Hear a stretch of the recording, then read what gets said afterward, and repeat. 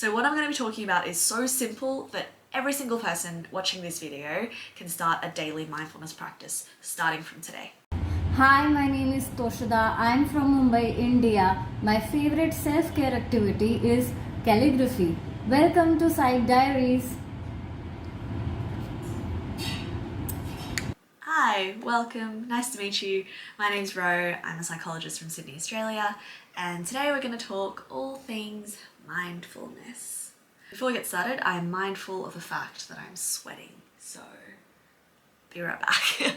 So this video is going to be a complete beginner's course. We're going to strip away all the fancy bits of mindfulness, and it's going to be for people maybe who have never had a mindfulness practice, or people who find themselves getting into it and then continuously falling off the bandwagon because it feels too overwhelming, there's too much involved, and you have that feeling of like, oh, I just can't be bothered. So my goal is that every single person watching this video can have a daily mindfulness practice, because I am going to keep it so simple. Mindfulness was originally started in the Eastern philosophies, Buddhism, and it was brought to the West by people who started to practice it, and then now mindfulness is completely secular, which means that we've taken the religious parts out of it. So there's thousands and thousands of studies on the effects of mindfulness and how it can benefit us. Just to name a few, there's reduction in stress, improvements in working memory, reduction in worry and rumination.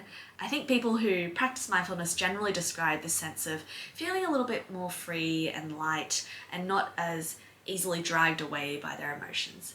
For most of my clients, I will have at least one session where I talk about starting some sort of regular mindfulness practice. So in its simplest form, mindfulness is just bringing our awareness to the present. That might be connecting with our senses, your sense of touch, taste, sound. It could be connecting to your breath, which is often what we recommend starting with because we're always breathing. And I think one good way of demonstrating it is just to draw a diagram of what this kind of looks like and what our brain does. So essentially we have the now, the future, and the past. And what usually happens is we have a bit of this pattern where we're concentrating on the present, and then we kind of go to the future. I wonder what I'm having for lunch. Oh my gosh, did I actually pack that in my bag? And then we kind of come back to the present.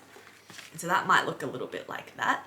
And then we have moments where we kind of go, oh my gosh, I see Olivia over there. Oh, what did I say to her last week again? Oh my gosh, that was so embarrassing. I can't believe I did that. I really hope I don't do that again. Come back to the present. And then we might drift to the future again. What is going to happen during that test next week? Am I going to do okay? What happens if I fail it? Oh my goodness, am I going to have to tell my parents about that? And then our brain does something a little bit like this. So it goes between the past and it goes into the future as well. We could say that if we spend all of our time thinking about the future, all the things that could go wrong, catastrophizing, we might say that's worry and anxiety. And if we spend all of our time in the past thinking about all of our past failures and things that we screwed up, we might actually characterize that as like depression or depressive thinking.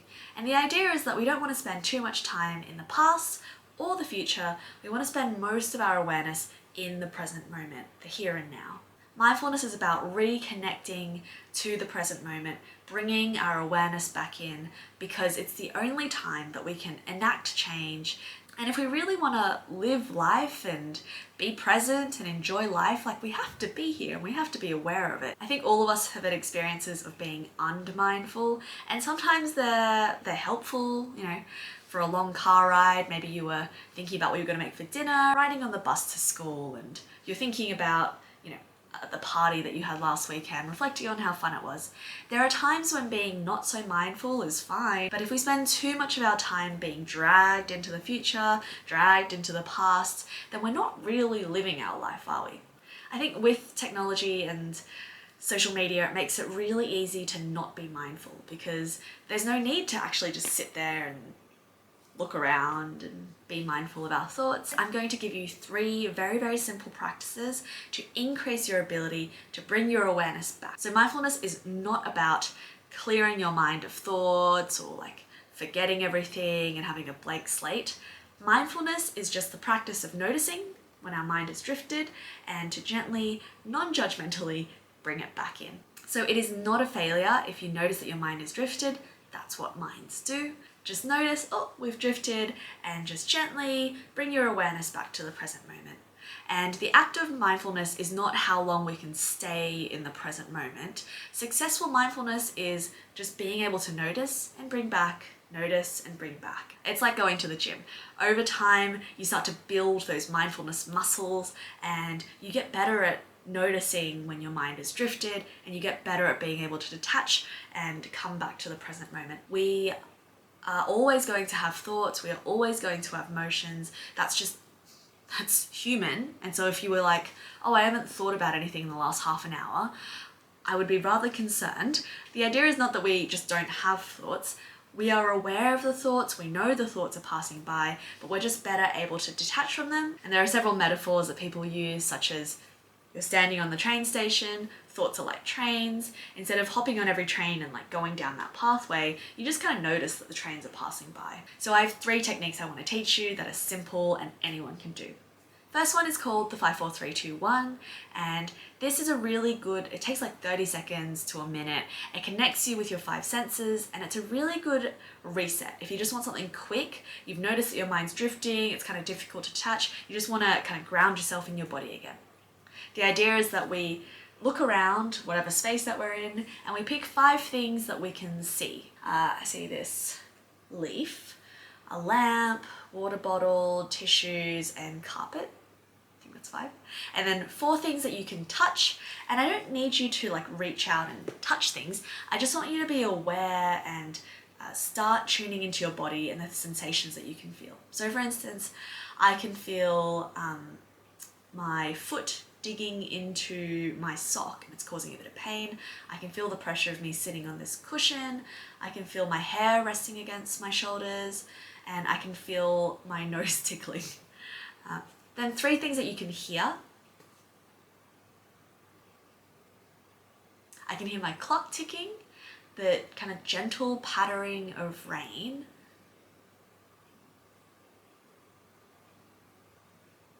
Oh, and I can hear like a very, very distant voice out in the corridor. 2 things that you can smell. I'm a little congested. I can smell like cotton, like clothes, I guess. And I can kind of smell this, it smells a bit like rain. And finally, 1 thing that you can taste. I don't really know how to describe the taste of saliva, but saliva. And what I love about the 5, 4, 3, 2, 1 is it's simple, everyone can do it, you can do it anywhere, anytime, it's quick, and also it's pretty impossible to do it while concentrating on some other thought. Like I physically can't do the 5, 4, 3, 2, 1 and like tune into what I'm feeling and hearing if my thoughts are drifting. So that's number 1. Second thing is informal or casual mindfulness. And this is the idea that I tell to pretty much every client if they come in with reservations about mindfulness, or they say, I've tried it before, it doesn't work for me, I hate it. It's literally just being mindful of your life. You don't need to set aside any extra time, you don't need to have a space or any tools for it. You literally just bring your awareness back to things where you normally wouldn't. So for instance, if you are drinking a morning cup of coffee, and that's usually when you start scrolling on Instagram, I'd like you to put your phone down and just notice how the cup feels in your hands. Notice, is it warm? Is it cold? Notice the taste of whatever you're drinking.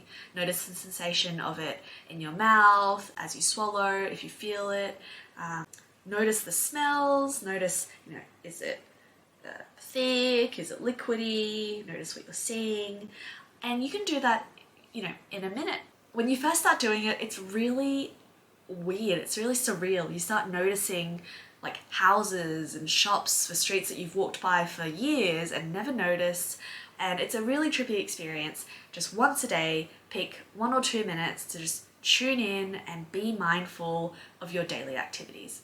And the third one, this is for those who want a little bit more of a challenge. If the first 2 you've got under wraps and you kind of want to progress to the next level, it's mindfulness of breath. And before everyone kind of freaks out, it's not sitting here and doing any like long type of meditative practice. What often happens is people start wanting to control the breath. And so you hear guided meditations going, breathe in and then relax and then breathe out. But everyone has different lung capacities and we breathe at different rates, and it doesn't really make sense to have to follow a particular pattern all the time. Sometimes it's helpful, but we're not going to talk about that type. Today I want to just talk about literally just bringing your awareness to your breath. So don't try and control it, just notice it. You might notice that you're actually going like this. And that's okay. We're just noticing, non-judgmental. We don't need to change our breath. What often happens though is when we bring our awareness to our breath, the more time we spend being aware of it, it actually just naturally starts to slow down, smooth out, and feel easier and easier. But how this is different to typical meditative practices is I don't need you to do anything with it. I don't need you to slow it down. I don't need you to breathe in through your stomach and like breathe out through your nose, yada yada. Just do whatever you were doing every second of the day, because we're always breathing. Just keep breathing and just bring your awareness to your breathing. Go, am I breathing fast right now? Am I breathing slow? Does it feel deep? Does it feel shallow? I just want you to notice details, and that's a really, really good starting point to just come back to the breath before you launch into like a serious meditative practice or do longer meditations. Like I said, I want to keep it super simple. Comment down below how it goes if you're interested in trying any of these, or if you tried them, and let me know how it goes. And as always, like this video if you got something out of it, and subscribe to join me for more psychology videos. I have been kind of on and off the meditation train for years, and actually I did like a 100-day mindfulness or meditation challenge last year, and I was very public about it. It's on all my social media if you dig back. And I think after like around day 30, I had a breakup, and then I used that as an excuse to just completely ditch the whole thing. But I didn't forget about mindfulness in an informal way. And so actually, probably starting this year, I've done daily mindfulness, because even when I can't do a sit-down meditation, I will do my 2 minutes of concentrating on toothbrushing, or 1 minute of walking down the street, observing the bushes and the trees. Every single person can do mindfulness, and I really encourage you just to give it a try, just to treat it like an experiment. And after you kind of get used to those really informal, casual ways of doing mindfulness, there's a whole range of guided practices, of longer form mindfulness meditation practices. There's apps, there's books, there's so many resources out there. I hope I kept that quick and simple. Editing row, get on it. And thanks for watching. I'll see you guys next time. Bye.